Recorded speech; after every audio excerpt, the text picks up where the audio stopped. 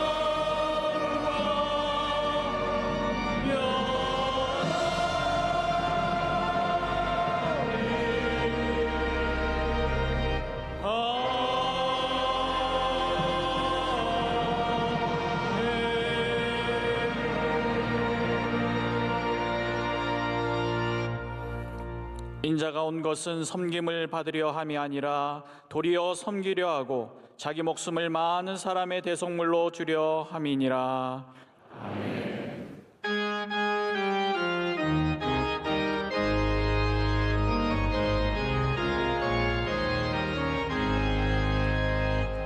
만복의 근원 하나님, 온 백성 찬송 드리고 저 천사여 찬송하세.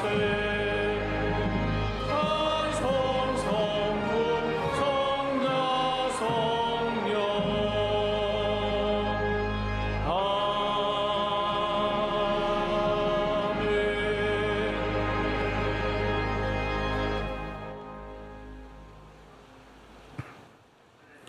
여호와께 감사하라. 그는 선하시며 여호와께 감사하며 그의 이름을 불러 아뢰며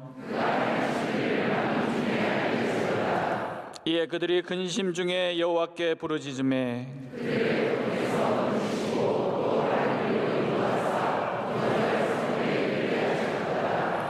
그가 사모하는 영혼에게 만족을 주시며 줄인 영혼에게 좋은 것으로 채워주심이로다. 아멘. 이 시간 하나님 앞에 감사와 참회의 기도를 조용히 올려드리겠습니다.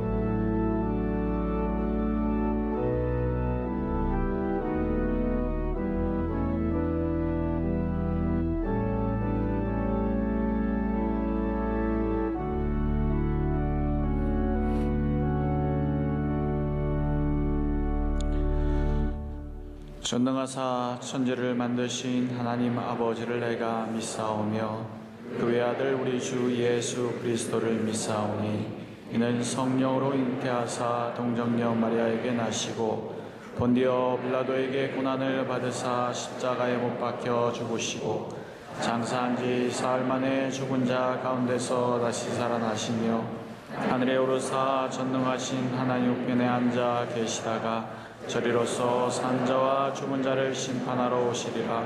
성령을 믿사오며 거룩한 공예와 성도가 서로 교통하는 것과 죄를 사하여 주시는 것과 몸이 다시 사는 것과 영원히 사는 것을 믿사옵나이다. 아멘.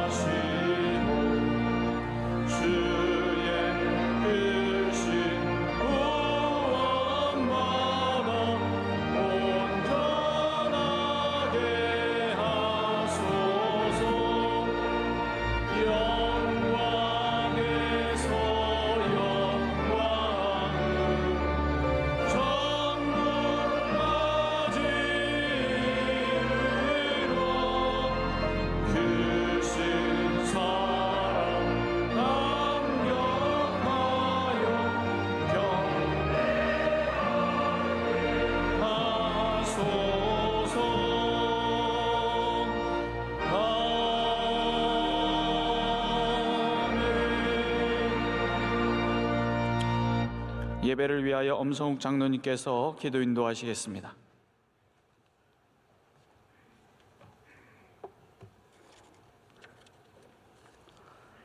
거룩하신 하나님 아버지, 귀한 성의를 허락해 주시고 부족하고 죄 많은 저희들을 위하여 예수 그리스도를 이 땅에 보내어 주셔서 우리의 죄와 허물을 십자가의 보혈로 깨끗게 해주신 은혜를 감사드립니다. 그러나 우리는 주님의 사랑을 실천하지 못하고 하나님께서 정하여 주신 위대한 계획을 분술종하며 갈등과 반목으로 대립하여 왔음을 고백합니다. 우리의 죄와 허물을 용서하여 주시옵소서. 이제 새 대통령과 새로운 정부가 시작되었습니다. 이 나라 이 민족을 불쌍히 계시어 이 어려운 위기를 함께 극복할 수 있는 은혜를 주셔서 국민이 행복한 자유민주주의, 복음적 통일을 이루는 정의와 공의의 대한민국이 되게 하여 주시옵소서. 세계 선교를 위해 땅끝까지 하나님 말씀을 전가하시는 선교사님들과 국내 모든 선교 사역지를 지켜 주시옵소서. 가난한 이웃과 소외된 교회를 돌보며 MCM C채널 안동 성서병원 기독교 소망교도소와 같이 힘들고 어려운 선교 사역을 묵묵히 감당해온 명성교회를 다시 한번 뜨겁게 부흥하는 성령이 충만한 교회 되게 하여 주시옵소서. 하나님께서 택하여 세워주신 담임 목사님을 성령 충만한 은혜로 강건하게 지켜보아여 주옵소서. 엘리사가 엘리야에게 구했던 갑절의 능력을 주님 사랑하는 담임 목사님에게 내려 주시옵소서. 어린 양무려 같은 저희 성도들을 은혜의 말씀으로 늘 양육해 하옵시고 독수리 날개친 같은 새 힘으로 날마다 말씀의 심이 차고 넘치게 해 주시옵소서. 성김과 나눔의 비전 선교 사역을 감당하고 계시는 원로 목사님, 그 신원을 강건하게 하여 주옵시고 그 귀한 사명 위에 목사님의 눈물의 기도가 응답되는 놀라운 역사가 일어나게 하여 주시옵소서. 내조하시는 사모님과 그 자녀손들에게 주님의 놀라운 은혜가 늘 함께하여 주옵소서. 이 시간 하나님의 말씀을 대언하시는 담임 목사님께 성령 말씀에 두루마기를 입혀 주옵시고 선포되어지는 말씀에 우리 성도들 모두의 마음속에 주님의 위대한 계획이 함께 전해지는 은혜와 축복의 시간이 되게 하여 주옵소서. 우리의 소망 되시는 예수님의 이름으로 기도드리옵나이다. 아멘.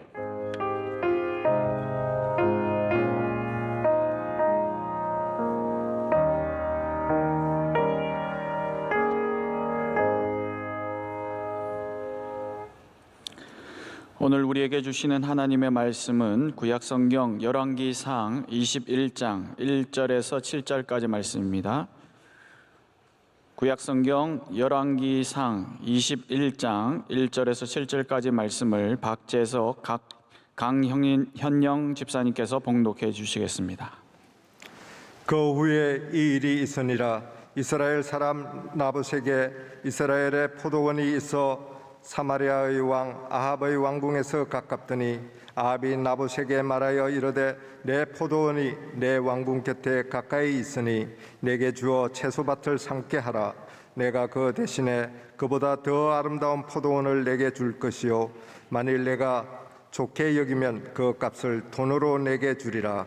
나봇이 아합에게 말하되 내 조상의 유산을 왕에게 주기를 여호와께서 금하실지로다 하니 이스라엘 사람 나봇이 아합에게 대답하여 이르기를 내 조상의 유산을 왕께 줄 수 없다 하므로 아합이 근심하고 답답하여 왕궁으로 돌아와 침상에 누워 얼굴을 돌리고 식사를 아니하니 그의 아내 이세벨이 그에게 나와 이르되 왕의 마음에 무엇을 근심하여 식사를 아니하나이까.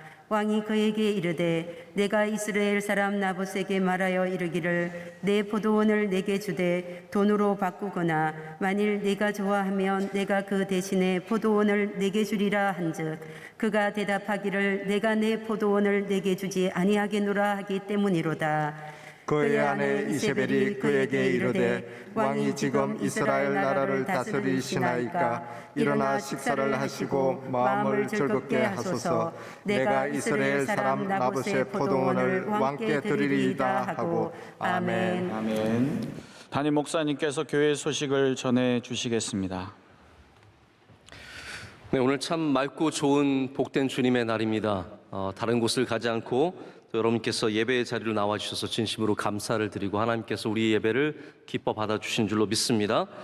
오늘은 또한 스승의 주일이며 또 스승의 날입니다. 우리 모든 교우들 가운데 교육교회에 계신 분들 진심으로 여러분께 감사를 드리고 축복합니다. 또 우리 교회에서 우리 아이들을 맡아서 섬기시고 많이 지도해 주시는 우리 교사 선생님들께 진심으로 감사를 드립니다. 오늘 찬양 예배 말씀은 김남수 목사님, 뉴욕 프라미스 교회의 원로 목사님께서 전해 주십니다. 오늘 사부 예배를 마치고는 유아 세례식을 갖게 됩니다. 이제는 매달 저희가 한 30명에서 50명 정도까지 우리가 유아 세례식을 갖도록 하겠습니다. 여러분께서 신청해 주시면 감사하겠습니다. 청년대학부 샤인 지저스 집회를 어제도 가졌고요. 그리고 돌아오는 토요일에도 갖게 됩니다.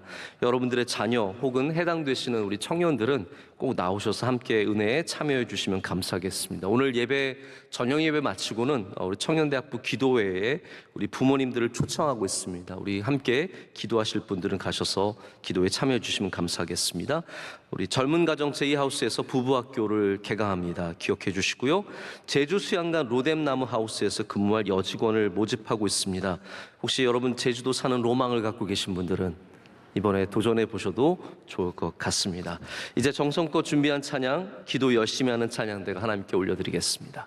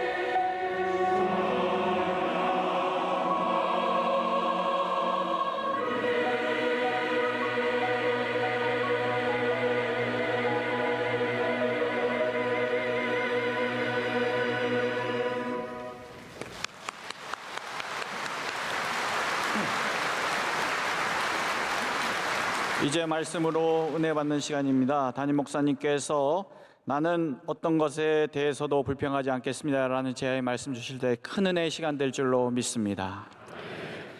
네, 아름다운 찬양 하나님께서 크게 영광 받으신 줄로 믿습니다. 한 마음씨 좋은 농부가 염소와 나귀를 기르고 있었습니다. 근데 이 농부는 평소에 꾀부리지 않고 우직하게 일을 잘하는 나귀를 참 사랑했습니다. 이제 또 반대로 늘 꾀를 부리고 물론 젖은 열심히 생산하고 있지만 뭔가 일에 열심히 하지 않는 염소는 조금 덜 사랑하게 된 것 같습니다.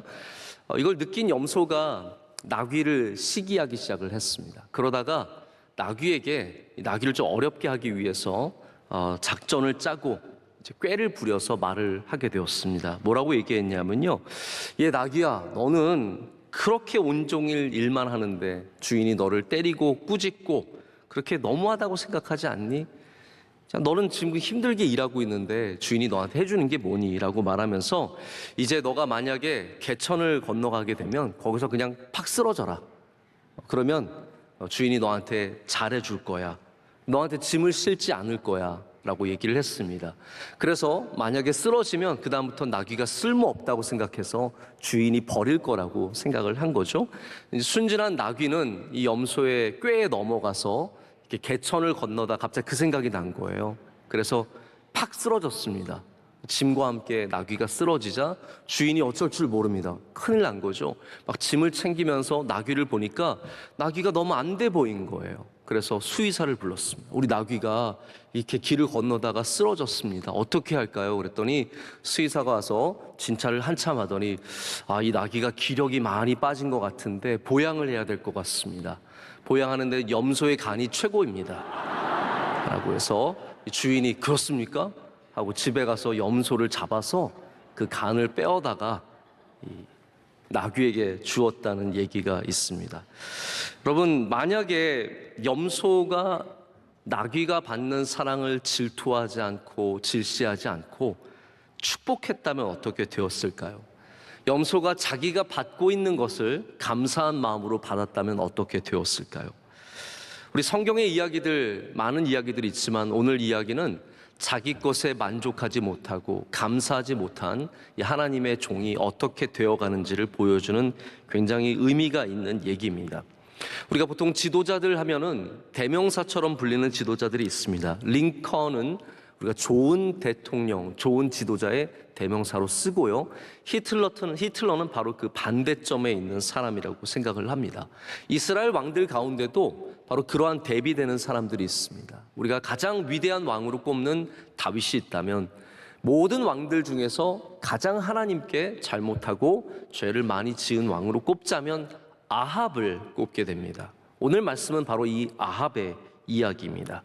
근데 여러분, 아합은 정치적으로나 국가적으로 봤을 때는 굉장한 영향력을 가졌던, 능력을 누렸던 그러한 왕입니다. 제가 오늘 좀 역사 이야기를 드릴 텐데 낮 예배만 나오시는 분들은 이 이스라엘의 역사가 잘 귀에 안 들어오실 수 있어요. 그런데 이 기회를 통해서 여러분이 이스라엘 역사를 조금이나마 조금 아셨으면 좋을 것 같습니다. 자, 이 북이스라엘, 남과 북이 나뉘어졌죠. 이제 솔로몬 이후에 남과 북으로 여로보암과 르호보암으로 인해서 나눠지게 됩니다. 이 북이스라엘의 왕조가 어떤 왕조가 들어오냐면 오므리 왕조가 들어옵니다. 남유다는 끝까지 유대의 왕인 다윗의 집안이 된다면 북쪽은 좀 바뀌는데 오므리 왕조가 들어와요. 이 오므리 왕조 가운데 나라를 가장 크게 건설하고 나라를 확장시키고 그리고 공고하게 세웠던 사람이 아합입니다. 그래서 아합은 이미 모압에게서 조공을 받고요, 아람을 물리치고, 그리고 이 사람은 네트워킹의 천재입니다. 처세술에 굉장히 밝은 사람이에요. 그래서 어떻게 하냐면 결혼을 누구랑 하냐면 시돈, 페니키아의 공주인 이세벨과 결혼을 하게 되고요. 그리고 그 낳은 딸을 누구에게 시집 보내냐면 남유다의 왕에게 시집을 보냅니다. 정치적으로 얼마나 셋업을 잘했는지 모릅니다.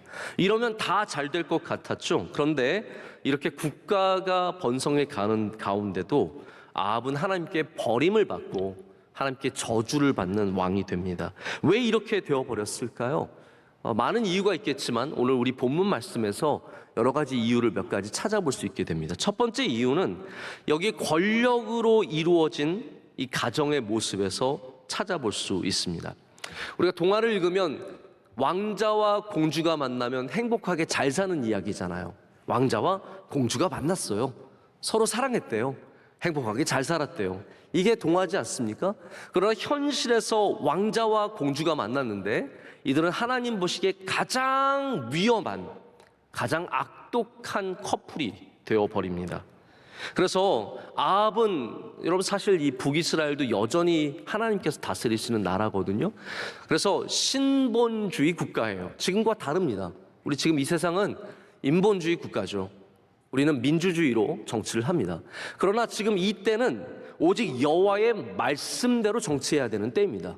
그런데 아합은 하나님의 말씀대로 정치를 하지 않습니다. 오히려 이 우상을 숭배하게 되고요. 오늘 이 갈등이 어떤 갈등이냐면 나봇은 나는 여호와의 율법 때문에 땅을 못 팝니다예요. 하나님의 백성들은 하나님의 율법을 지키려고 하는데 왕은 그렇지 않았습니다. 나는 하나님의 율법이고 뭐고 간에 너 땅을 가져야겠다가 되는 것이죠.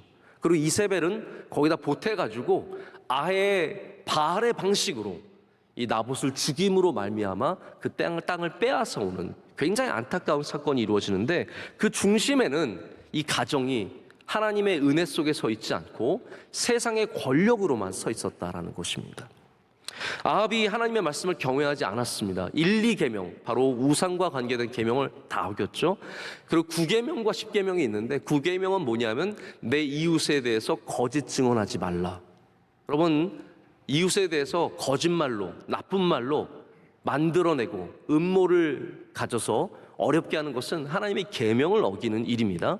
10계명은 뭐냐면 내 이웃의 것을 탐내지 말라라는 거예요. 아내도 남정도 여정도 그 소유도 탐내지 말라는 것이었는데 아합은 9계명과 10계명을 다 어기는 사람이 되어버립니다.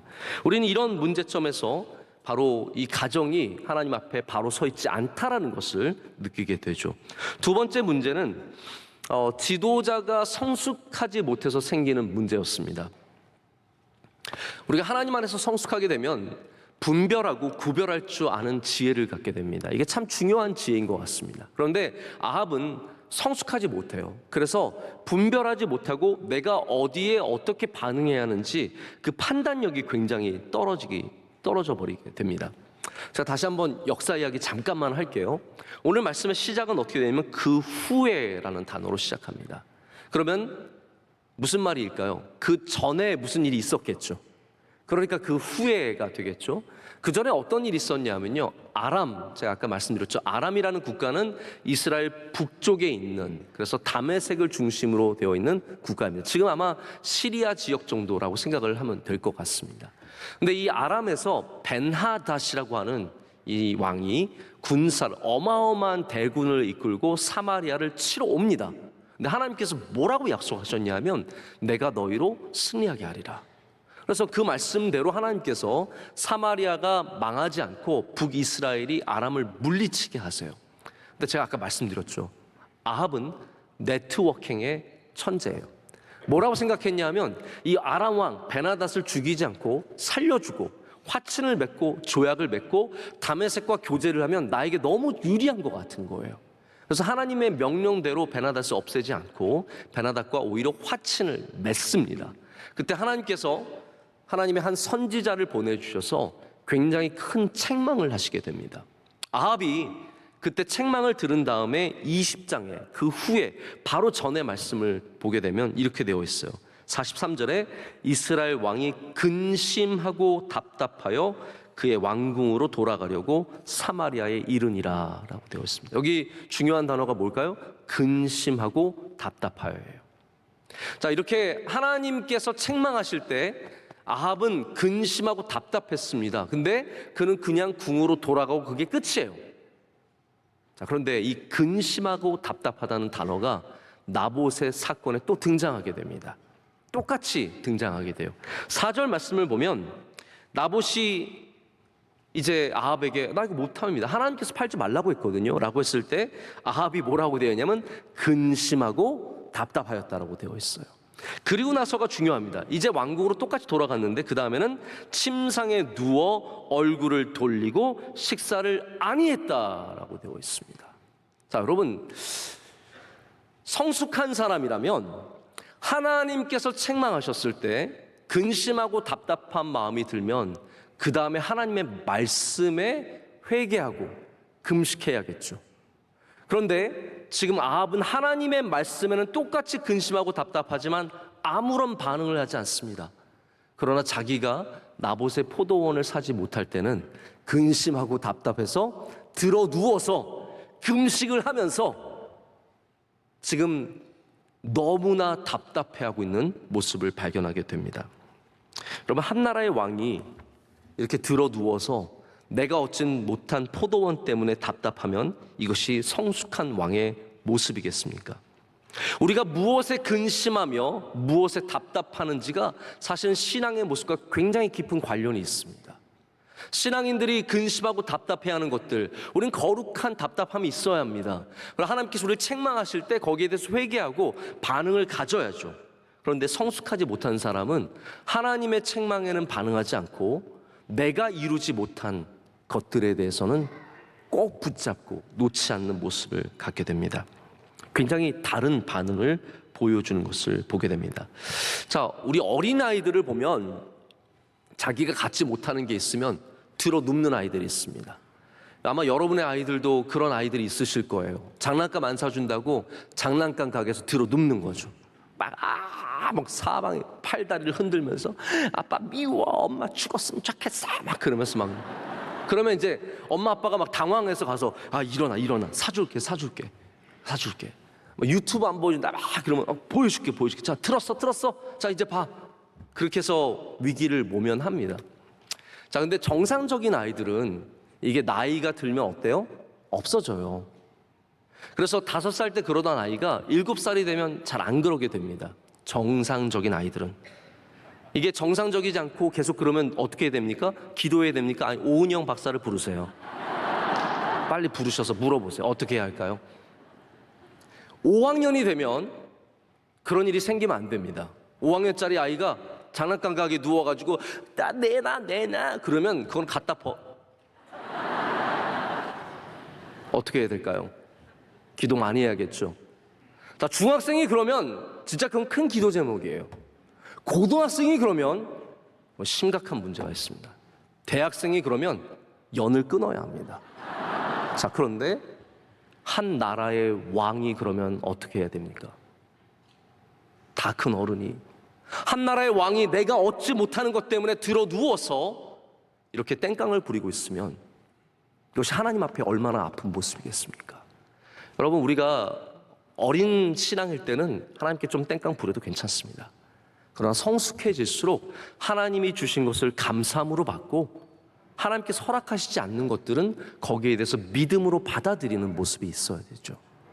이 한 나라의 왕이 얻지 못하는 땅 때문에 지금 들어 누워서 식음을 전폐하고 땡깡을 부리는 모습은 결코 아름다운 모습이 아니라는 겁니다.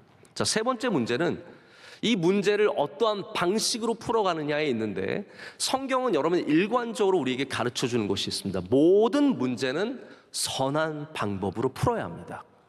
자, 하나님의 방식으로 선한 방식으로 풀어가야 합니다. 그것이 하나님의 뜻입니다. 그래서 로마서에서도 악을 악으로 갚지 말라고 했어요. 악을 뭐로 갚아야 돼요? 선으로 갚아야 돼요. 그것이 하나님의 뜻이라는 겁니다. 그런데 여기 지금 나봇의 포도원 사건을 누가 해결하냐면요, 이 땡깡 부리는 아이 같은 왕을 위해서 이세벨이 나섭니다.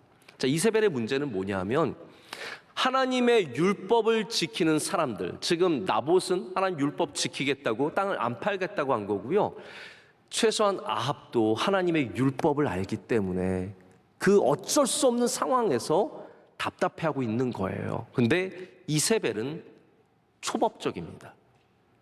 바알의 딸이에요. 그렇기 때문에 어떠한 방식으로 풀어도 상관이 없는 거예요. 율법? 저 7절 말씀을 보면 이런 표현이에요. 왕이시여, 당신이 이스라엘 다스리지 않습니까? 당신이 이스라엘의 왕이에요. 하나님이 아니에요. 당신 마음대로 하면 돼요. 그러니까 지금 제가 방법을 가르쳐 드릴게요 하면서 7절부터 이 이세벨이 방법을 가지고 옵니다. 굉장히 악한 방법이죠. 그래서 나봇을 높은 자리에 올려놓고 거기에 2명의 건달들을 데리고 와서 거짓 증언을 시킵니다. 율법은 한 명의 증언으로는 안 돼요. 2명이 와서 똑같은 증언을 해야 되기 때문에 건달 2명을 고용해서 이 나봇이 왕을 모욕했노라고. 금식이 선포됐을 때는요, 나라가 위기 상황이라는 뜻이거든요. 그래서 위기 상황에는 모든 지도자들이 왕을 도와야 합니다. 그때 왕을 저주하는 사람은 사형을 당하게 되어 있습니다. 그래서 나봇을 금식을 선포한 다음에 높은 자리에 올려놓고 왕을 모함했다, 왕을 모욕했다라고 해서 모함해서 그냥 죽여버립니다.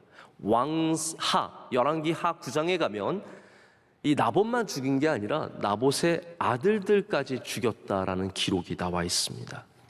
굉장히 악한 방법이고 하나님의 뜻이 아닌 방법으로 문제를 풀어가는 것을 보게 됩니다. 여기에 중심에는 탐심이 있었고 그 탐심을 하나님의 뜻이 아닌 전혀 다른 방식으로 풀어가는 것이 오늘의 이야기입니다. 자, 그런데 우리가 지금까지 아합과 이세벨의 이야기를 봤는데요, 이거를 우리가 좀 거꾸로 갈 줄 알아야 합니다. 이게 아니라 반대로 접근할 줄 알아야 된다는 거죠. 그래서 우리가 지금부터는 말씀의 나머지는 어떻게 하면 우리가 이것을 거꾸로 갈 수 있을까 좀 생각해 보기를 원합니다. 첫 번째 방법은 뭐냐면 우리가 내게 주신 것을 사랑할 줄 알아야 합니다. 내게 주신 것을 감사하고 사랑할 줄 알아야 합니다. 여러분, 내게 주신 것을 사랑하는 것을 우리가 뭐라고 합니까? 감사라고 하는 거예요. 자, 그래서 어저께 저녁에 오늘 설교 제목을 정하면서 굉장히 고민을 많이 했어요. 오늘 제목이 좀 평소에 저와 다르죠? 느끼셨습니까? 제가 어디 장명소에 가서 지어온 게 아니라 말씀의 은혜를 받고 지은 건데, 나는 어떠한 것에 대해서도 불평하지 않겠습니다가 제목인데요, 원래 제가 처음에 생각했던 제목은 내게 주신 것을 사랑하라 였습니다. 그것이 감사이기 때문입니다. 모든 문화권, 모든 언어에는 다 비슷한 이런 속담이 있습니다. 어떤 속담이냐, 우리나라도 있습니다. 남의 떡이 뭐라고요? 커 보인다는 속담이 있습니다. 이게 이제 영어권에 가면 남의 집 잔디가 더 푸르러 보인다라는 얘기가 있죠. 근데 이 말이 파생이 되어서 재밌는 얘기들을 참 많이 만들어냅니다. 어떤 분은 이렇게 얘기하더라고요. 남의 집 잔디가 푸르러 보이면 그 집은 수도세를 많이 낸다. 굉장히 맞는 말이죠. 어떤 목사님이 이렇게 얘기해요. 누군가의 잔디가 더 푸르러 보이면 지금 내 잔디에 물을 줘야 할 때이다 라고 말합니다. 그것을 부러워하지 말고 자신의 삶을 더 아름답게 가꾸어 가라는 얘기입니다. 저는 거기에 더 보태어서 내 잔디를 감사하라라고 말씀을 드리고 싶습니다. 내 잔디의 아름다움을 발견하라는 것이죠. 내 잔디에 주신 하나님의 섭리하심이 있습니다. 내 집에 주신 섭리하심이 있고 내 인생에 주신 섭리하심이 있는데, 남에게만 하나님이 섭리하신다고 생각하면 그것은 하나님을 오해하는 것입니다. 제가 참 좋은 제목의 책을 발견했어요. 자족, 살아있는 경건이에요. 저 굉장히 제목이 은혜가 되더라고요. 자족은 뭐냐 하면 살아있는 경건이래요. 여기 이런 글이 있습니다. 시기는 불만족의 틀림없는 증거이다. 하나님을 향한 본분과 이웃을 향한 사랑은 나에게 직접적인 유익이 있든 없든 우리로 다른 사람의 잘됨을 보고 기뻐하게 한다. 만약 하나님이 당신의 이웃에게 좋은 것으로 베푸신 까닭에 그 이웃을 시샘의 눈으로 바라본다면 당신이 싸우려는 진짜 대상은 하나님의 섭리이다 라고 말합니다. 이웃에게 주신 것을 싫어하고 미워하면 우린 이웃을 미워하는 게 아니라 하나님을 미워하는 것이다 라는 거죠. 굉장히 일리가 있는 얘기예요. 여러분, 그러기 위해서는 우리가 이웃의 모습들을 보면서 그냥 우리 마음대로 판단하는 이것부터 좀 절제를 할 줄 알아야 합니다. 남은 다 행복한 것 같고 남은 다 잘 사는 것 같은, 그게 사실은 아니라는 거죠. 제가 처음에도 이야기 하나를 드렸는데 지금도 좀 이야기 하나를 드리려고 해요. 한 나무꾼이 산에 나무를 하러 갔습니다. 나무를 하기 위해서, 이제 나무를 베기 위해서 칡넝쿨을 막 치우면서 막 잡다 보니까 뭘 잡았는데 이 보니까 호랑이 꼴인 거예요. 깜짝 놀래가지고. 그런 거 느낌 있잖아요. 오, 그래서 놨는데 아니나 다를까 호랑이가 깼어. 누구야? 깨가지고 호랑이가 사람을 딱 보더니 엉한 거죠. 그래서 나무꾼이 깜짝 놀래가지고 나무를 막 타고 올라가서 나무에 매달렸습니다. 호랑이가 화가 나가지고 밑을 막 흔드는 거예요. 너무 흉내는 자제하겠습니다. 제가 막 나무를 치니까 매달려 있는 사람이 버티다 못해서 이걸 놨어요. 어쩔 수 없잖아요. 떨어진 거예요. 떨어졌는데 어디로 떨어졌냐면 호랑이 등에 떨어진 거예요. 그래가지고 호랑이 등을 이거 뭐 어쩔 수 없어요. 꽉 잡았어요. 또 호랑이가 또 뒤에 등에 사람이 타니까 이걸 떨쳐버리려고 막 몸부림을 치다가 뛰기 시작했어요. 확 뛰는 겁니다. 뛰다 보니까 호랑이가 마을까지 내려간 거예요. 마을에서 막 호랑이가 뛰는 거예요. 그리고 그 위엔 사람이 타고 있고. 이걸 보면서 어떤 사람이 이 더운 땡볕의 낮에 저 논에서 그 더운 곳에서 땀을 뻘뻘 흘리면서 일을 하다가 이걸 보게 된 거예요.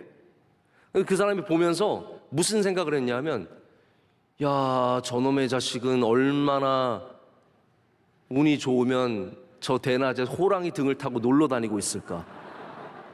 나는 이렇게 힘들게 지금 땀을 일하고 있는데 저 사람은 정말 너무 좋게 호랑이 등을 타고 온 동네를 다 다니고 있으니 너무너무 부럽고 너무너무 좋겠다고 생각을 한 거예요.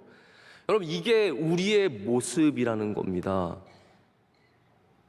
나는 땀 흘려 일하고 있는데 저 사람은 일하고 있구나. 나는 지금 고생하고 있는데 저 사람은 호랑이 등을 타고 다니고 있구나. 여러분, 호랑이 등 탄 사람은 어떻습니까? 지금 괴로운 거예요. 힘든 거예요. 죽고 싶은 거예요. 그러나 그거는 모르고 그냥 우리의 생각대로 판단한다는 겁니다. 우리가 다른 사람들의 삶을 보면서 이런 착각을 할 때가 참 많이 있습니다. 제가 가끔 SNS에 올라오는 여행 사진들, 특별히 부모님들이 아이들을 데리고 여행 가서 찍은 사진들 보면 저는 그 상황이 그림이 그려져요. 사진에는 다 예쁘게 나왔죠. 수영장에서 너무너무 예쁘게 하고 아이가 밝게 웃으면서 이러고 찍고 엄마가 예쁘게 입고 차려서 입고 찍지만 여러분, 그거는 호랑이 등에 탄 사람이에요. 해외여행 가느라고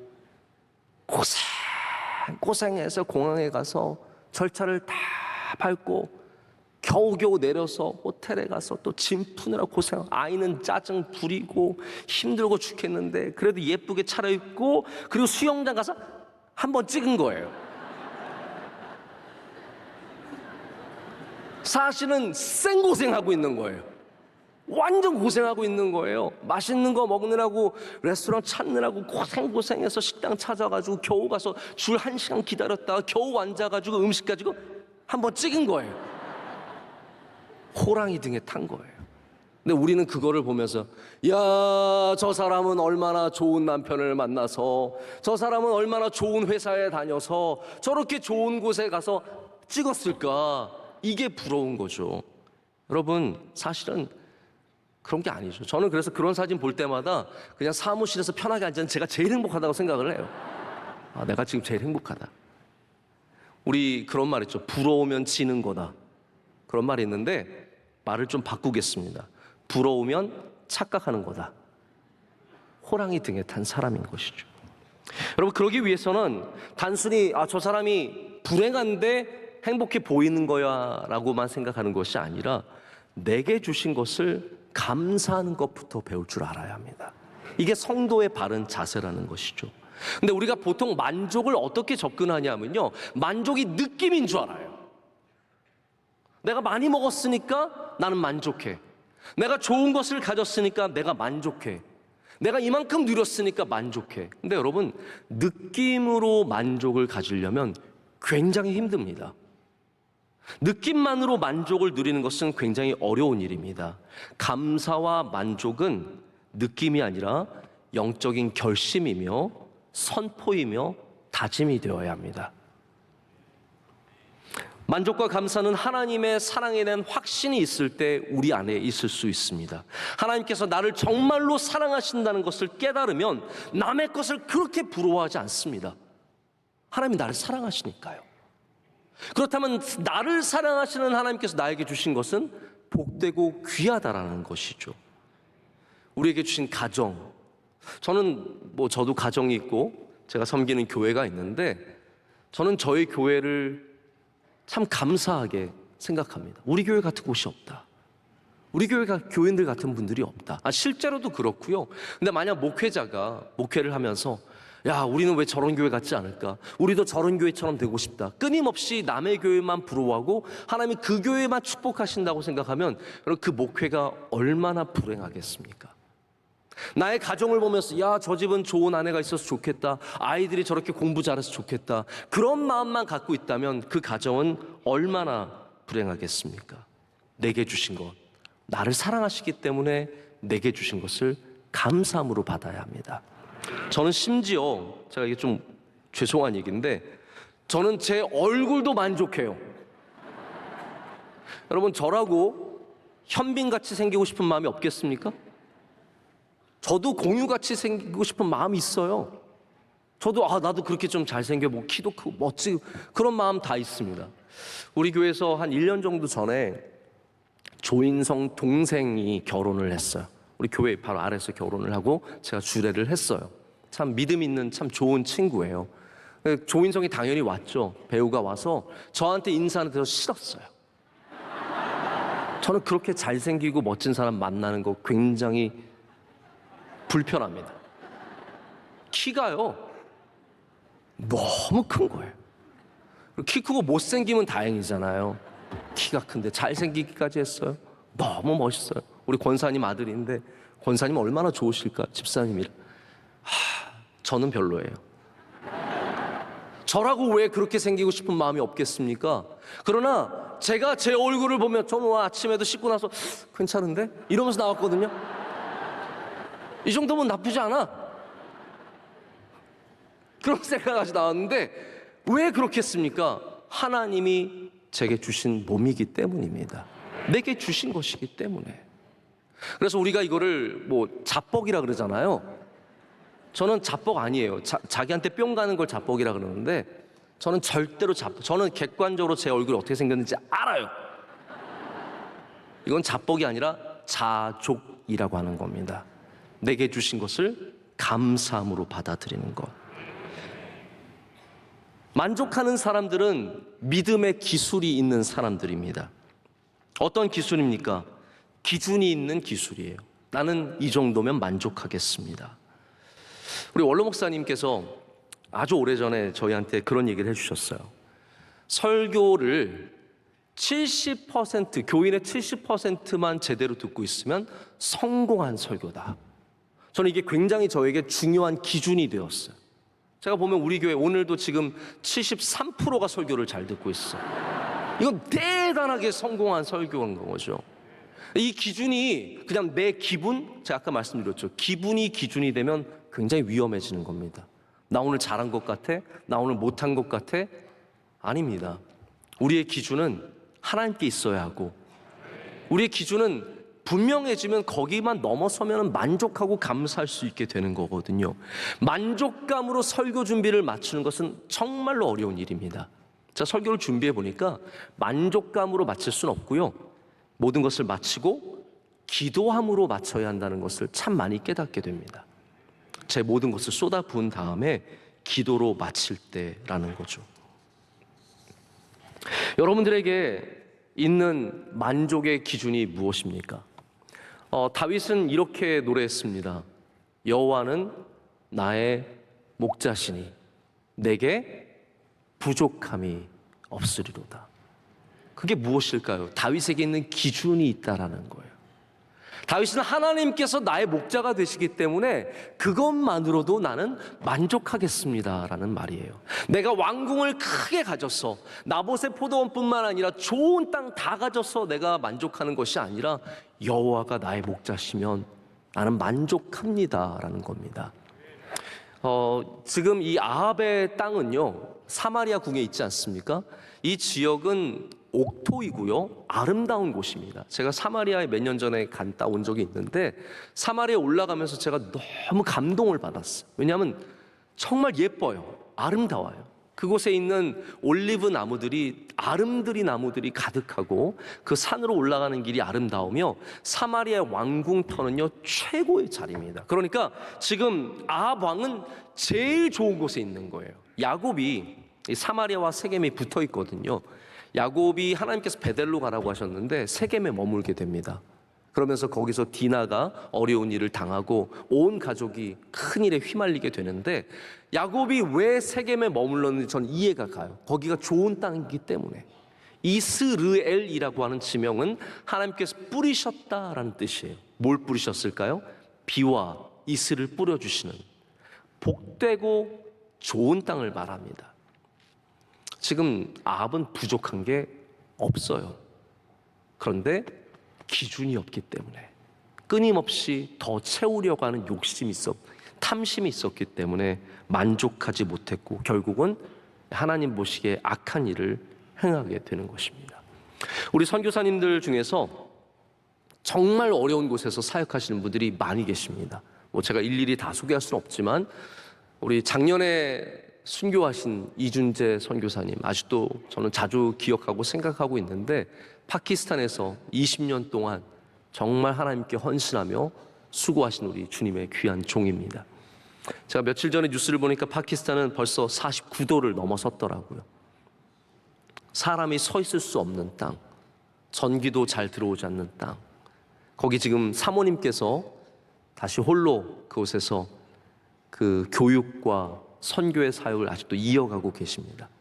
근데 제가 그 두 분을 저희 사무실에서 여러 번 인사를 드리고 뵀어요. 오실 때마다 함께 교제를 나눴는데 단 한 번도 선교사님의 불평을 들어본 적이 없습니다. 얼굴이 일그러져서 만나신 적이 단 한 번도 없습니다. 만날 때마다 우리 선교사님은 늘 웃으시고 감사가 넘쳤고 소망이 넘쳤던 것을 제가 너무나 생생하게 기억합니다. 어려움 속에서도 하나님이 나를 사랑하시는 것을 알면 우린 감사함으로 살아갈 수 있게 되는 것이죠. 제가 몇 년 전에 아마존에 갔는데 우리 강명관 선교사님 또 부부께서 제가 온다고 헛간을 지어주셨어요. 제가 잠 잘 수 있는 공간을 지어주신 거죠. 근데 그게 이제 우리나라 시골에서도 보기 힘든 아주 허름한 헛간이에요. 아주 조그만 헛간이에요. 저한테 그것을 내주시면서 이렇게 말씀해요. 원로 목사님 오셨을 때는 이것도 없었어요 라고 얘기하시더라고요. 잔소리 말고 잠 잘 자라 이런 소리죠. 저는 여기 형편없다고 생각하고 들어가는데 여기 좋은 데라고 하시니까 제가 너무 다시 감사한 마음이 생기더라고요. 샤워가 쫄쫄쫄 나오는데 목사님 아마존에 샤워할 수 있는 건 기적입니다. 물론 옆에 아마존 강이 있는데 악어와 샤워하는 것보다는 쫄쫄쫄 물에 하는 게 훨씬 더 낫죠. 그래서 씻으라는 것. 아침에 저희 학생들과 함께 식사를 나누는데 계란을 하나씩 주시면서 이 계란은 너무 소중한 겁니다.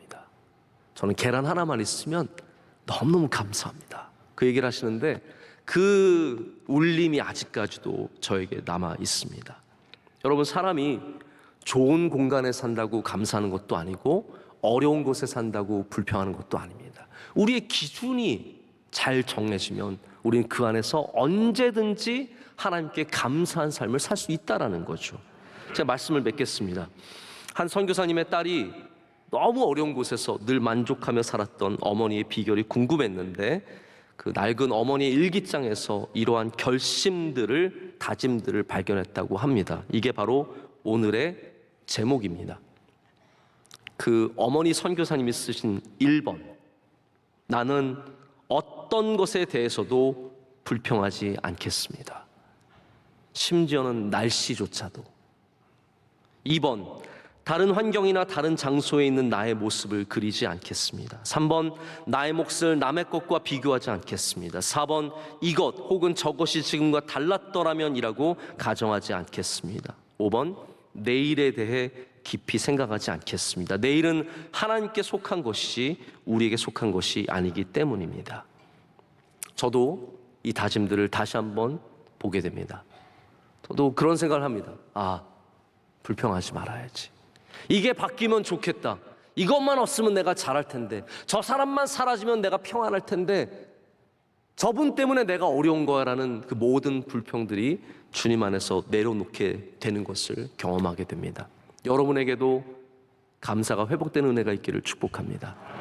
우리 하나님이 주신 모든 것들을 나를 사랑하셔서 주시는 것으로 받아들이고 또 그것에 감사하면 우리 안에 하나님의 은혜가 더욱더 크게 넘쳐날 줄로 믿습니다.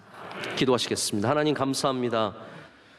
오늘도 우리를 주의 사랑하시는 이 귀한 예배의 장소로 모아주시고 예배하게 하심을 감사합니다. 하나님, 이 예배를 기뻐 받아 주시옵소서. 하나님, 우리 인생은 너무나 쉽게 불평과 불만으로 채워지는 연약한 인생입니다. 하나님, 우리 마음에 성령을 부어주셔서 우리 하나님께 감사하며 기쁨으로 나아가게 하여 주시옵소서. 아합과 이세벨처럼 탐욕을 위해 살지 않게 하여 주시옵고 이웃을 사랑하며 베풀며 나누며 주의 영광을 위해서 살아가게 하여 주시옵소서. 예수님의 이름으로 기도드립니다. 아멘. 주신 말씀 기억하면서 찬송가 384장 찬양하시면서 새가족 등록과 함께 정성껏 준비한 예물도 하나님께 봉헌하겠습니다.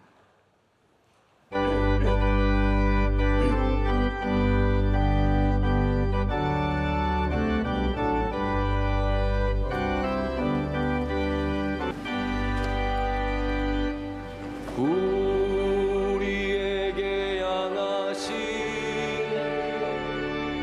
여호와의 인자심이 크도다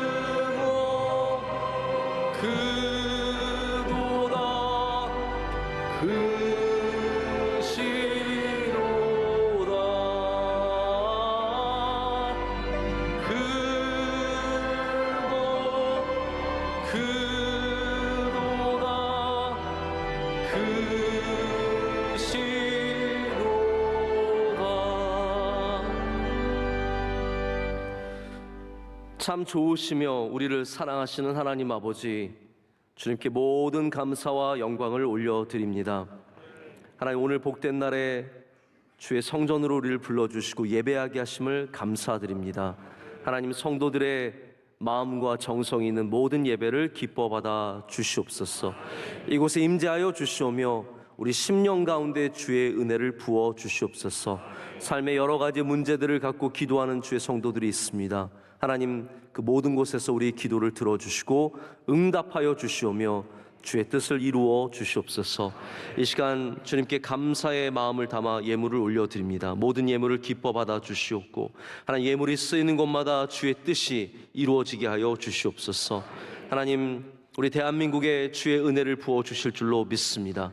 새로운 정부, 새 대통령 하나님께서 함께하여 주셔서 출발이 올바르게 하여 주시옵고 바른 방향으로 나아가게 하여 주시오며 하나님의 마음을 기쁘시게 하는 정치가 되게 하여 주시옵소서. 하나님, 또한 전 정부 가운데도 은혜를 주셔서 이제는 악순환이 끊기게 하여 주시옵고 평안의 우리 대한민국이 되게 하여 주시옵소서.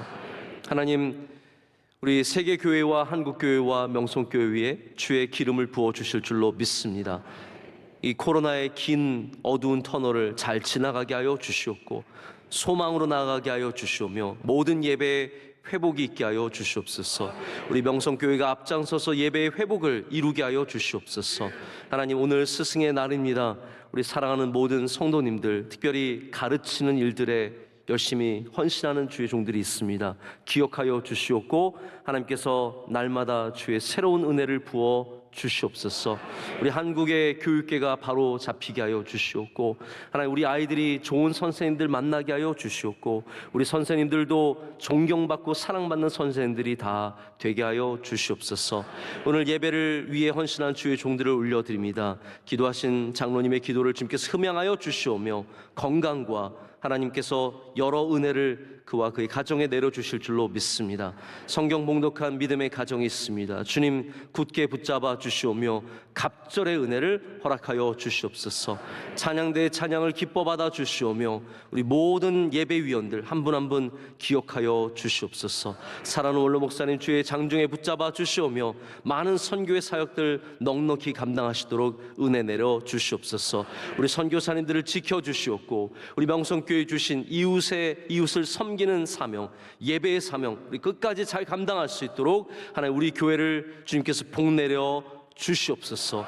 모든 가정마다 복된 소식으로 가득할 줄로 믿습니다. 이 모든 것을 감사드리며 예수님의 이름으로 기도드립니다. 아멘. 네, 오늘 3부 예배에 여러분들이 등록을 해주셨습니다. 너무너무 감사하고 축복합니다. 우리 박수로 환영하겠습니다. 감사합니다. 잘하셨습니다. 우리 3부 찬양대 오늘 정말로 많이 안 주셨는데 우리 찬양에도 큰 은혜를 받았습니다. 찬양대 사랑하며 축복합니다. 박수하겠습니다. 감사합니다.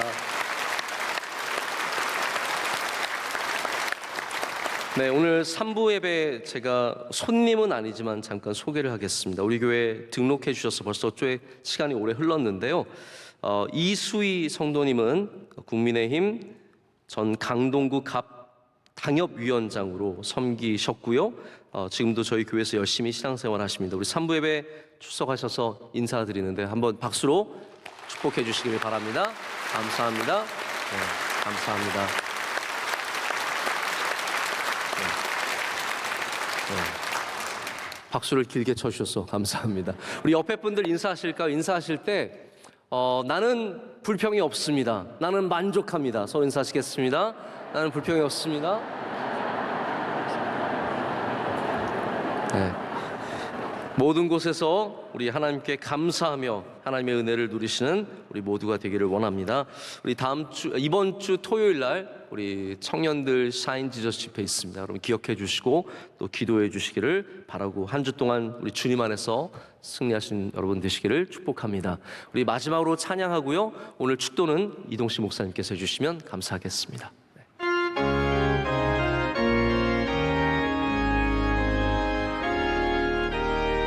주님 우리를 통해 계획하시니 부족한 입술로 찬양하게 하시니 주님 우리를 통해 계획하시니 너를 통해 하시리를 기대해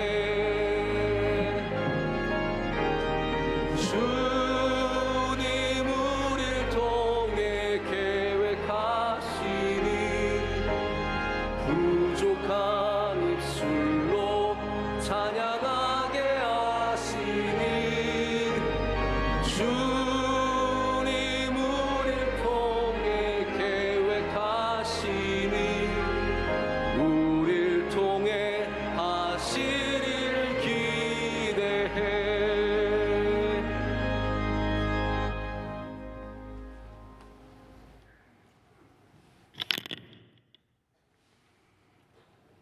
교회의 영원한 머리가 되신 우리 주 예수 그리스도의 은혜와 하나님 아버지의 망극하신 사랑과 성령의 인도하시며 지켜주시며 함께 하심이 오늘도 말씀을 듣고 저희 마음 속에 깨달음이 있고 저희들로 하여금 죄악된 생각에서 벗어날 수 있도록 역사해 주옵소서. 오늘 또 말씀을 전한 종을 비롯해서 명성교회 모든 성도들 위해 오늘의 축복이 넘쳐지게 해 주시고 이 민족 위에도 영원한 축복이 함께 하시기를 간절히 축원하옵나이다. 아멘.